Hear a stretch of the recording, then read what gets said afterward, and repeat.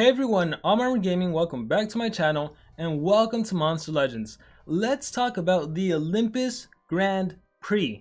So if you don't know about this race, it's basically a team race consisting of the top 500 teams, or actually more like 517, 520.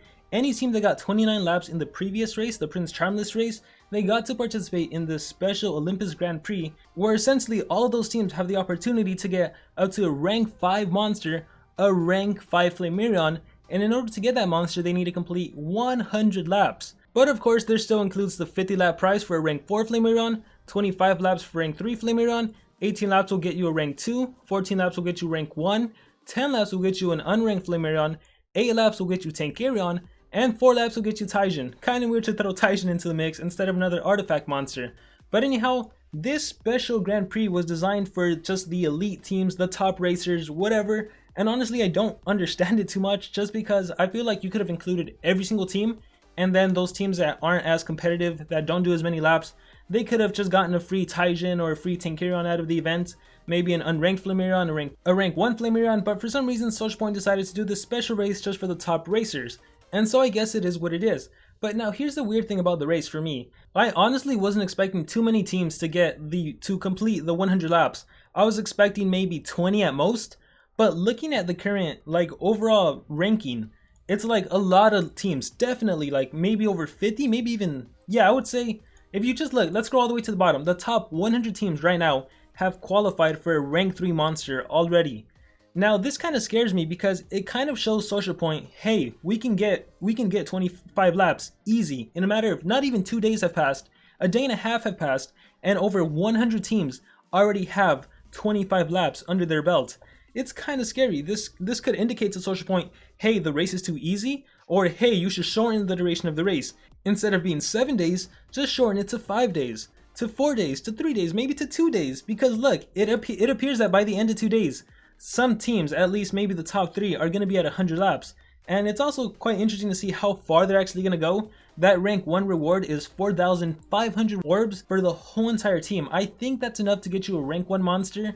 Kind of push you into rank 1.5 territory. You also get a free diamond relic out of it and a free nemesis monster.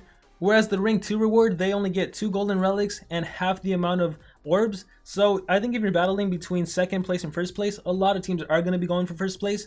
But I also feel like you're going to reach the point to where it's not even worth it, and it would have been cheaper just to individually buy orbs instead of going for that first place. So I want to hear some thoughts. What do you guys think is going to be the #1 team? How many laps are they actually going to accomplish? Because I have no idea. I honestly didn't think that this many teams would be this invested in the race. But I mean, I guess it definitely shows you how amazing the reward is. A rank 5 monster, even though this race is super expensive, even though it is incredibly costly, like compared to all previous races, this one's definitely more expensive than all the other races have been, at least from what I've seen. Because I think even since lap 1, there might have been epic nodes. I know definitely by lap 2 there was already epic nodes. I've already skipped, I've paid 180 gems twice on a 1 for all node already, and we're only on lap 9. I know my teammates have paid. Recently one of my colleagues just paid, and now I'm like, how expensive is this? So I think they're really pushing the limits. And again, the scary thing to me is how fast teams are completing it. If they want to get 100 laps, I don't know why they're doing so many in a matter of just 2 days. Because honestly, if you want to get 100 laps in 7 days, you only need to do about 14-15 laps per day. So why are some teams already at 26? And what's even more interesting is the fact that this lap started on a Monday. So considering people have school, they have work, well, I guess for some it's summer school right now, but considering there's work and everything involved, I'm surprised how many teams can actually do so well during the work week, during not even the weekend. If it started on a Saturday and you had Sunday, I could definitely see some teams being way into the race. But considering it's been a Monday and a Tuesday, it's just kind of scary to think like this is what teams are capable of when there's a high reward at stake, that rank 5 Flamerion. So yeah, it is what it is. Like, the rewards at the bottom are just like 150 orbs, 300, 450. I mean, most teams are going to be getting 150. As for my team, we're not going for 100 laps. We're not going for 50 laps. We're fine with a rank 3. We don't have the resources to get a rank 4 or a rank 5. So we'll leave that for the other teams.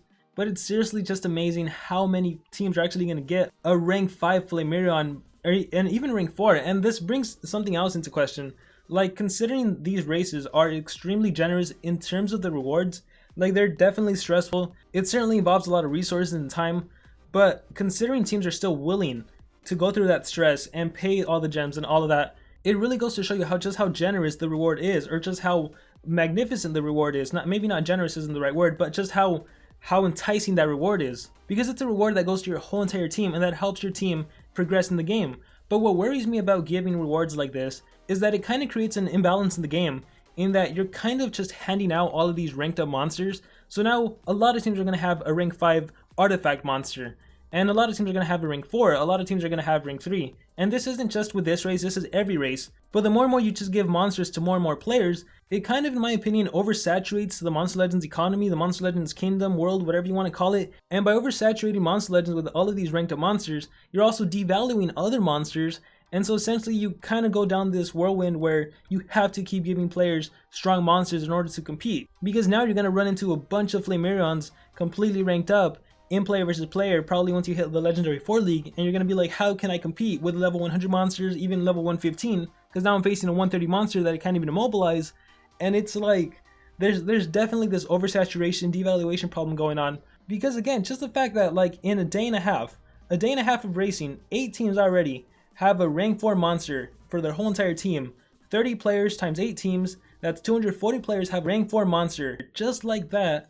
And then if we scale it down to how many players have a rank 3, that's over 100 teams, 30 players per team, that's over 3,000 players that are going to have a rank 3, and there's still 5 days, 13 hours left in the event. Oh my goodness, the thing this race is going to do and how future races will affect Monster Legends, and pretty much every single race has been affecting Monster Legends. You can just look at any player's roster.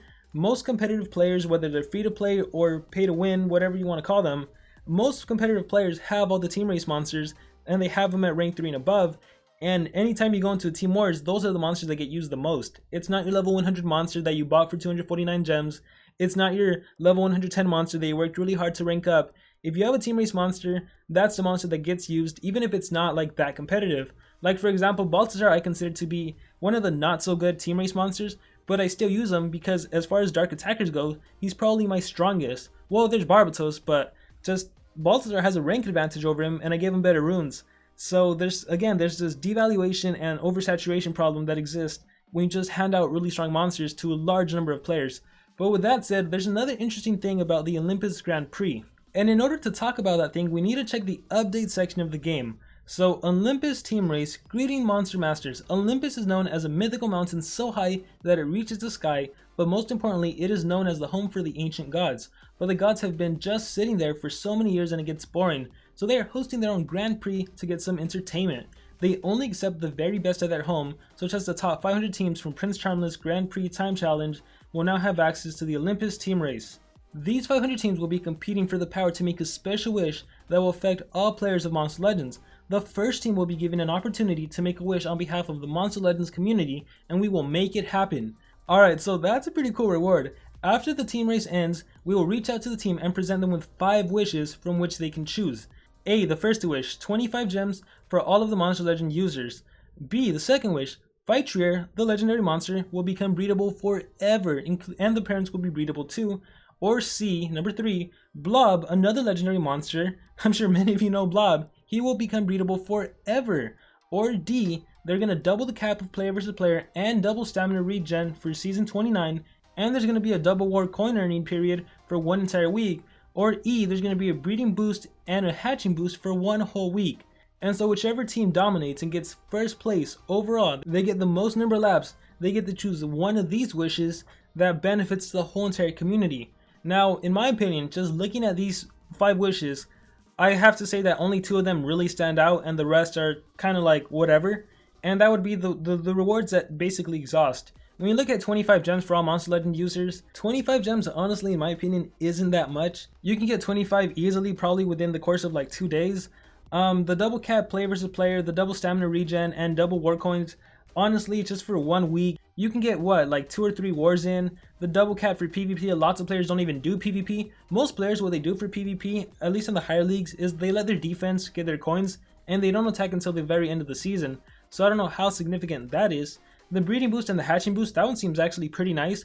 However, it only lasts for 1 week. And then the problem with activating a breeding boost and hatching boost is that typically Social Point will have some sort of event where you need to time your logins. Like if it's a maze, you're supposed to log in every 4 hours. If it's a progressive island, every 8 hours. And so if you have a breeding boost and a hatching boost going on, and you're trying to breed a new legendary monster, but then you have an event going on and you really want to do well in the event, those two things kind of clash. So A, D, and E, they don't seem that beneficial to me. But between the three of them, I would probably say the 25 free gems to every single player in Monster Legends, that's the coolest. But honestly, it would have to be for me between B and C. Getting a fight tree or getting blob permanently breedable, you can breed them whenever you want, and the parents are breedable too. That's probably the most beneficial benefit, I guess. And then as to which one is better, B or C, I'm sure many of you know I love blob, but that was in a different time where blob was like definitely usable.